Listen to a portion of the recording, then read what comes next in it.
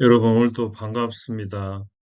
강성률 철학TV 제 137강은 의사, 무당, 선비의 고기는 더러워서 먹지 않는다는 얘기죠. 박지원의 열하일기 가운데 호질, 호랑이의 꾸지람이라고 하는 이제 그 소설 속에 나오는 이제 그런 내용입니다. 열하일기 책, 그리고 박지원, 그리고 이제 호랑이의 모습인데요. 먼저 박지원이 청나라 여행을 다녀와서 열하일기를 썼다는 이야기하고 그 가운데 호질의 그 소설 줄거리를 말씀드리고 다음에 이제 박지원은 그 과거 시험을 단념했습니다. 그리고 백탑 근처로 가서 이제 백탑화를 형성했고 그 외에 이렇게 벼슬 하면서 몇 가지 재미있는 일화들이 있습니다. 청나라 여행을 가서 열하일기를 썼다 그런 내용인데요. 박지원이 43살 때 청나라의 고종 칠순잔치 축하사절 정사로 이 북경에 가는 팔촌형 박명원이라는 사람을 수행해서 이 북경과 이렇게 열하 지방까지 여행을 하고 돌아왔습니다. 그래서 저 유명한 열하일기라고 하는 책을 썼는데요. 이 책 안에 이제 호질, 허생전 같은 소설이 들어있고 청나라의 풍속과 제도와 문물 그런 내용. 그래서 이 책으로 인해서 박지원은 이제 문명, 이름을 날리기도 했지만은 호된 비판도 받게 됐습니다. 이 열하라고 하는 지역은 북경에서 동북쪽으로 약 230km 정도 되는 곳인데요. 주변에 이제 온천들이 많아서 황제가 여름 별장지로 사용했던 특히 여기 건륭제는 여기에 이제 큰 별궁을 짓고 장기간 체류했기 때문에 나중에 이제 이 도시가 북경에 버금가는 정치적 중심지로 발전했다는 얘기죠. 호질의 이제 줄거리를 말씀드리겠습니다. 큰 호랑이가 사람을 잡아먹으려 하는데 마땅한 것이 없었습니다. 의사를 잡아먹자니 의원 의자는 이제 의심할 의자다 해서 의심스러운 처방을 내려서 죽은 환자들의 원혼이 골수에 설에 있어서 먹지 못하겠고 오늘날에도 뭐 실수를 많이 저지르지 않습니까? 무당의 무는 무고할 무자로 해석을 해서 무고한 사람들과 귀신들을 속여 그 분노가 하늘을 찔러서 못 먹겠고 선비유라고 하는 것을 아첨할 유로 봤을 때 평소에는 대가리 꼿꼿이 세우다가도 제 목숨이 위험해지면은 넙죽 조아리는 학자들의 그 습성을 말하는데요. 그래서 인간 중에서도 가장 못 먹을 족속이다. 그래서 궁리하다가 청렴한 선비의 고기를 먹기로 하고 그 고을의 도학으로 소문이 난 북곽 선생을 찾아갔는데 이 북곽 선생은 또 동리자라고 하는 젊은 과부와 정을 통하고 있었습니다.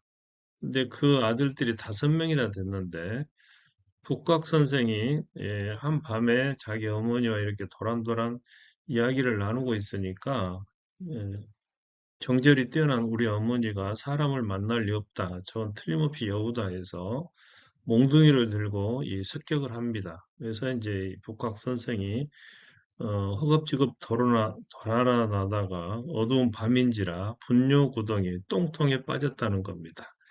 그래서 머리만 내놓고 발버둥 치고 기어 나왔는데 그 앞에 이제 큰 호랑이가 버티고 앉아 있는 거예요.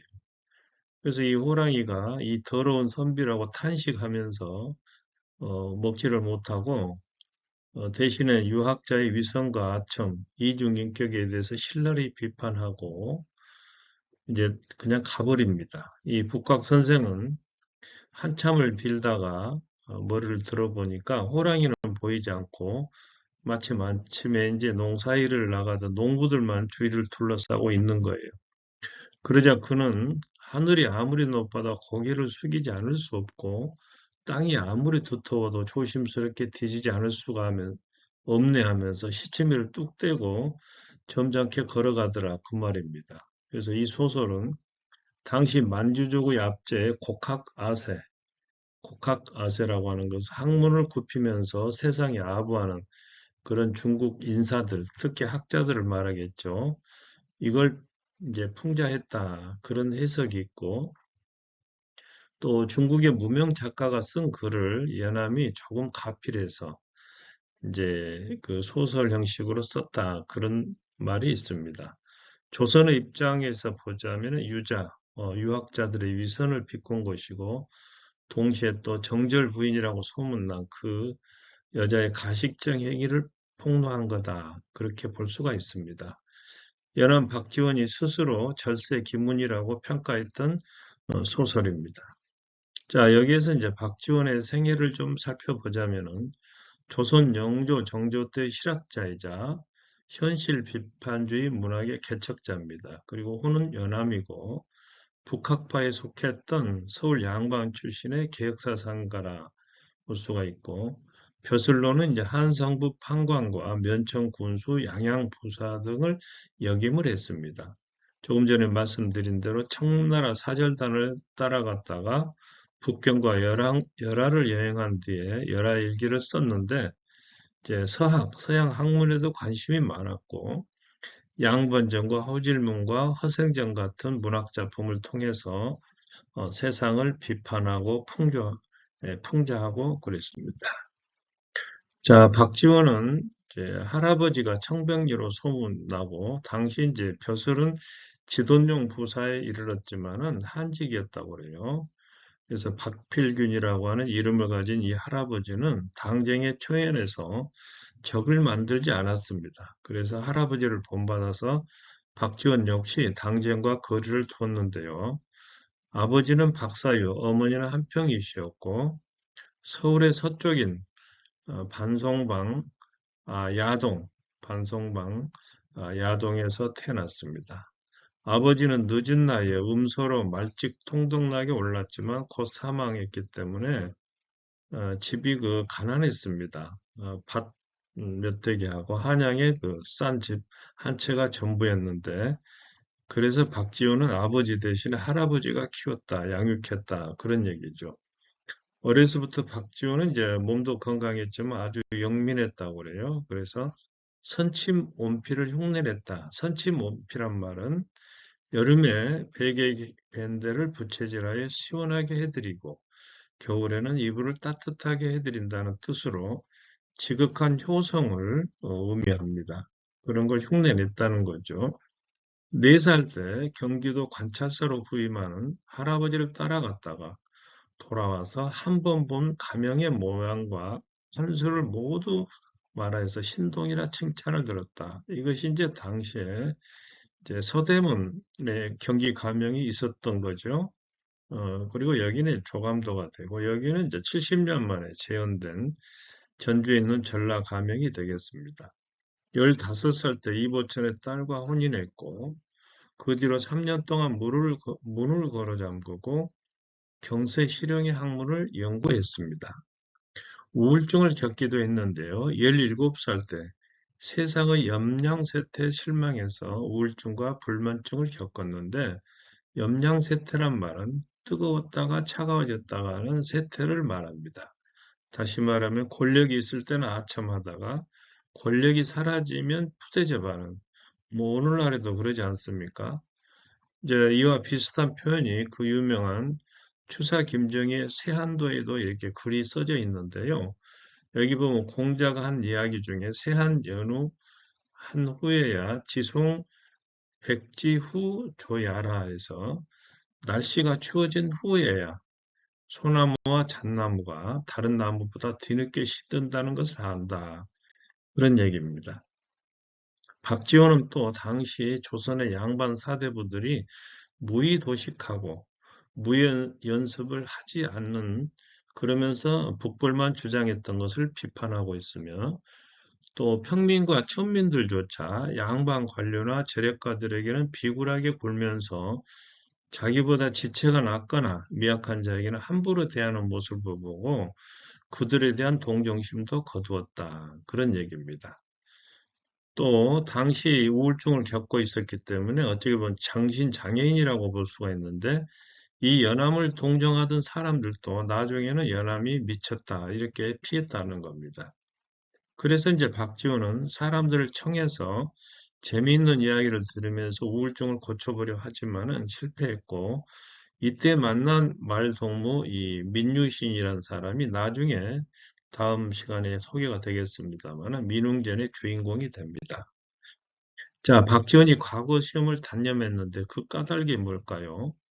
자기를 키워주던 할아버지가 돌아가시자 생활은 더 공공해졌고, 그러자 박지원은 24살 때 북한산에 들어가서 독서에 매진한 결과 세치, 이 세치가 돋아나고 수염이 은백색이 될 정도로 이렇게 바싹 늙었다는 얘기죠. 그래서 성균관 사마시는 이제 생원 시험과 진사 시험인데 여기를 치러 갔다가 고목이나 나무나 노송만 소나무만 그려놓고 나와버린 겁니다. 그래서 집안에 또 성화에 못 이겨서 28살 때 또 과거를 봤는데 1차에 장원했음에도 불구하고 2차에는 백지만 내고 나와버린 거예요.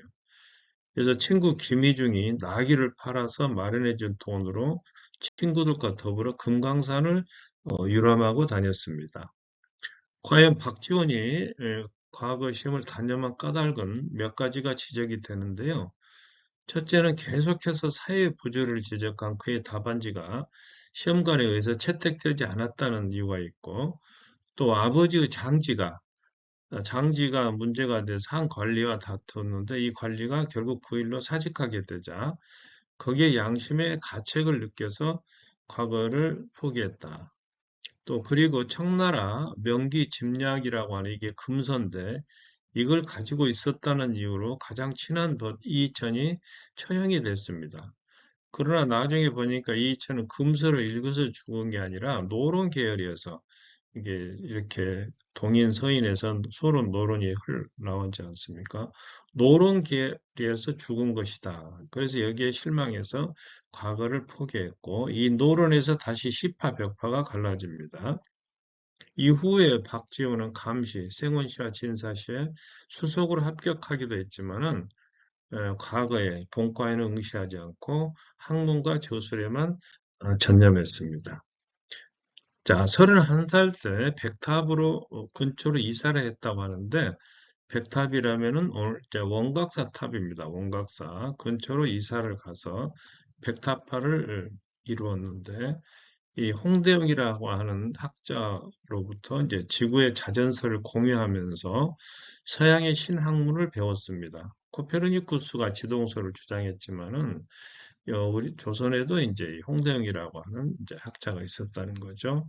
자, 그러나 정조가 앙에 오르면서 홍구경이 세도를 부리기 시작하면서 박지원 일파가 세상을 깔본다고 모함을 걸어 벽파라는 몰아붙여서 이제 이렇게 공격을 하니까 이 벽파라고 하는 것은 사도세자를 배척한 당파가 되겠습니다. 사도세자를 이제 인정하고 동정하는 파를 시파라고 하는데 어차피 이제 벽파, 식파라고 하는 것은 당쟁의 결과물이라고 볼 수가 있죠. 자, 이렇게 되자 생활은 더 어려워지고 생명의 위협까지 느낀 박지원은 황해도 연안협, 예, 금천이라고 있죠. 여기에 들어가서 농사 지으면서 이게 이제 구글에서 잡은 현재의 연암 골짜기 모습입니다. 목축도 장려하는 그런 책들을 정리했습니다. 여기에서 연암 골짜기에서 연암이라고 하는 그의 호가 나오게 된 겁니다. 자, 안희는 경남 함양군에 있는 면인데요. 안희 현감 때 일화가 있습니다. 현감이 이제 박지원이 부임에 갔는데 첫날 이 토지대감들과 터줏대감들과 술자리를 갖게 됐는데 지역의 토호들이 글짓기 경연대회를 이제 제안을 한 겁니다. 박지원을 벌탕 먹기 위해서. 벌칙은 술이고 운자는 치인데 한 토가 이제 운을 떼는 겁니다. 슬슬 잘 넘어가나 안에 막걸리, 안주도 좋아라. 황석산 멧돼지. 황석산은 안이면에 있던 상당히 높은 산인데 황석산 멧돼지 지로 끝났죠. 또 촌사람 섣불리 보지 마소. 아니 사람들 정말 무섭지. 자, 이렇게 하니까 박지원은 아무리 짝사랑이라도 목은 왜 매나? 벗겨나 보든지 한번 대어나 보고 죽지. 지로 끝나지 않습니까? 그러자 이제 신임 현감을 길들이려던 호토들이 골탕 먹은 꼴이 된 거죠. 박지원은 이제 아전들의 비율을 철저히 감독해서 6만 석이나 되는 횡령됐던 곡식을 환수했고 해결되지 않은 100여 건의 살인사건도 해결하고 흉년 때는 백성들과 함께 죽을 먹고 동고동락했다는 겁니다. 자, 술과 박지원의 이야기인데요. 박지원은 술 마시면서 풍류를 읊는다는 것은 다 핑곗거리다. 술에 취하면 너나 나나 모두 개가 된다. 이렇게 독설을 날렸는데, 그러나 당시 임금 이송조는 술을 상당히 좋아했던 군주였습니다. 그리고 또 여기 보시면은 이제 불치무기라고 그래서 정조가 신하들과 술자를 가지면은 취하지 않으면은 집에 돌아가지 마라 할 정도로 술을 즐겼다는 겁니다.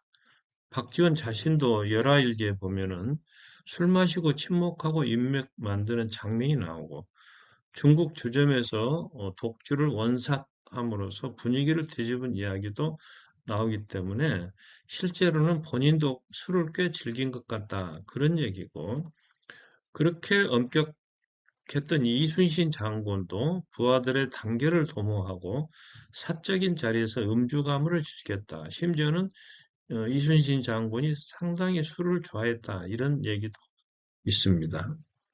자, 면천 군수, 면천 이제 충남 당진군에 있는 면인데요. 1793년 가을에 면천에 흉년이 들자 박지원은 자기 월급을 털어서 백성을 구했고 함양에 과부 박씨가 수절하다가 죽은 사건이 일어났습니다. 그러자 여기에 대해서 지나친 수절 풍습을 비판한 연려 함양 박씨전 병서라고 하는 책을 지었고 아전들이 포탈한 곡식을 채워서 창고에 10만이나 쌓아두었다. 그런 얘기고 이 소문을 들은 호조 판서가 그것을 팔 것을 제안하자 이제 이 박지원이 생각할 때는 이 호조 판서가 독식하기 위해서 그러려니 생각을 하고 다른 거울에 그 곡식들을 다 나눠줘 버렸다는 겁니다. 그리고 면천군에 이제 천주교가 서행해서 교도를 다 잡아다 감옥에 넣어야 되는데 이들에게 이제 기회를 주어서 석방시켜줬다. 그런 얘기입니다. 마지막으로 이제 유한준 가문과의 이제 악연인데요. 유한준이라고 하는 이 학자는 박지원과 쌍벽을 이루던 문장가였습니다. 그런데 어렸을 때부터 굉장히 친하고 그랬는데 박지원의 선친 묘소의 문제로 다툰 데다가 서로 문학적인 경향이 달라서 서로가 서로의 글을 비판한 이후에 원수지간이 된 겁니다. 나중에 박지원의 아들 박종채가 이런 얘기를 하고 있습니다. 유한주는 자신의 글을 평한 편지로 인해 아버지에게 앙심을 품게 되었다. 아버지가 비방을 받은 것은 모두 이 사람이 돼서 사주한 것이었다. 아, 이자는 우리 집안 백세의 원수로다. 이렇게 했고 또 유한준의 아들 유만주는 연암 박지원을 매우 잡스러운 인간이라고 비판을 했습니다. 여기는 이제 서울 역사박물관에 있는 이제 유만주의 그 모형인데요. 자, 그러나 박지원의 손자였던 홍문관 대작 박 교수는 향시에서 장원으로 뽑힌 시를 보고 그 주인공을 불렀는데 그 주인공이 누구냐면은 16살 먹은 유한준이었습니다. 얘가 이제, 아니, 유길준이었습니다. 유명한 근세기 학자죠. 이 유길준으로 말할 것 같아 유한준의 아들 유해주의 5대손이 되겠는데요. 예, 박 교수와 유길준입니다. 유길준이 처음 박 교수를 만나러 갈 때 유길준의 아버지 유진수는 우리 집과 원수같이 지내왔는데 그자를 찾아간다는 말이 웬 말이냐면서 완강히 반대했습니다. 그러나 유길준을 만난 이 박 교수는 너희 집과 우리 집이 지난날 사소한 문제로 불화했으나 이제부터 옛날처럼 다시 화목하게 지낼 수 있다면 어른들이 풀지 못하셨던 감정을 우리가 풀어드리는 셈이 되는 거 아니겠냐 하면서 아주 감개무량했다는 겁니다. 그러면서 6일준의 뛰어난 재주를 거듭 칭찬하고 힘써 공부할 것과 또 언제든지 자주 찾아올 것을 공고했습니다. 이러한 박 교수의 인품에 감복한 육일주는 그를 스승으로 받들고 그로부터 학문을 사사받았다. 그런 얘기입니다. 오늘 강의를 정리해 드리도록 하겠습니다. 오늘은 박지원의 열애와 일기 속의 호질, 예문을 중심으로 살펴봤는데요. 호랑이의 꾸지람이란 뜻이죠. 의사, 무당, 선비고기는 너무 더러워서 청렴한 선비고기를 먹고자 북각선생을 선택했는데 나중에 알고 보니까 이 사람도 이중인격자였다.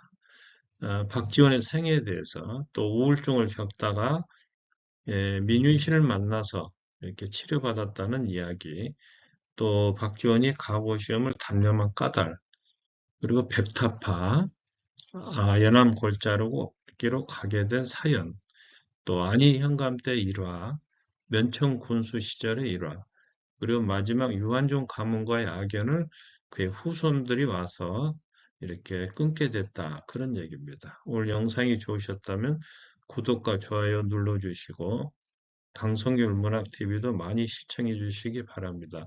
여러분 감사합니다.